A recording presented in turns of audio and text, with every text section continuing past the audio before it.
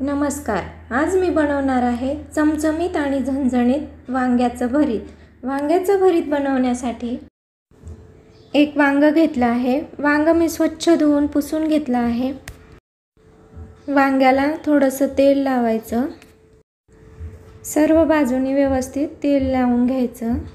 तेल लावल्यानंतर गॅसवर भाजून घ्यायचं आहे. गॅसची फ्लेम मीडियम ठेवायची आणि ह्या पद्धतीने गॅसवर चारही बाजूने व्यवस्थित भाजून घ्यायचं. वांगं व्यवस्थित शिजतं. वांगं सगळ्या बाजूने आलटून पालटून व्यवस्थित भाजून घ्यायचं आहे. ह्या पद्धतीने चेक करायचं वांगं छान शिजत आहे. वांगं पूर्ण भाजून झालं आहे, छान शिजलं आहे. आता हे डिशमध्ये काढून घेते. त्यानंतर वांगं गरम असतानाच वांग्याची साल काढून घ्यायची आहे. थंड झाल्यावर साल निघत नाही. ह्या पद्धतीने वांगं भाजलं तर भरीतची चव खूप छान येते. वांग्याचे साल काढून झाले आहेत. आता मी ह्याचे देठ कट करून घेते.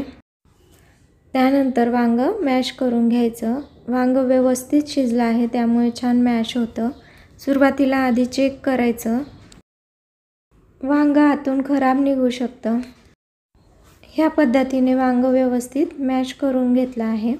त्यानंतर मी इथे फोडणीसाठी कढई गरम करायला ठेवली आहे. त्यात 2 चमचे तेल घालायचं. तेल व्यवस्थित गरम झालं की त्यात 1 चमचा जिरं घालायचं. जिरं व्यवस्थित फुललं की त्यात जाडसर वाटलेल्या 4 ते 5 लसूणच्या कळ्या आणि 2 ते 3 हिरव्या मिरच्या वाटून घालायच्या. त्यानंतर हे व्यवस्थित परतून घ्यायचं आहे.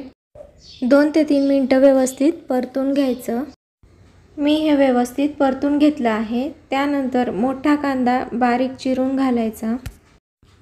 त्यानंतर कांदा छान परतून घ्यायचा आहे. कांदा व्यवस्थित ट्रान्सपरंट होतो, मऊ पडतो तोपर्यंत छान परतून घ्यायचा. कांदा छान परतून झाला आहे, व्यवस्थित शिजला आहे. त्यानंतर ह्यात 1 टोमॅटो बारीक चिरून घालायचं आणि आता हे व्यवस्थित मिक्स करून घ्यायचं आहे.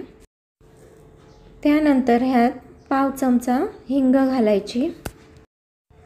अर्धा चमचा हळद घातली आहे. 1 चमचा धन्याची पावडर. चवीपुरतं मीठ घालायचं आहे आणि आता हे व्यवस्थित मिक्स करून घ्यायचं आहे.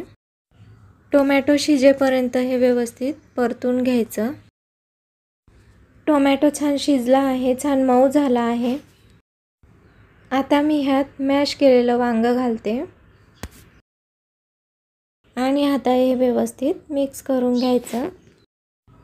ह्यात तुम्ही भाजलेले शेंगदाणे जाडसर वाटून घालू शकतात, नाहीतर असंच खाल्लं तरीसुद्धा खूप छान लागतं. त्यानंतर ह्यात वरून खूप सारी बारीक चिरलेली कोथिंबीर घालायची आणि हे व्यवस्थित मिक्स करून घ्यायचं आहे.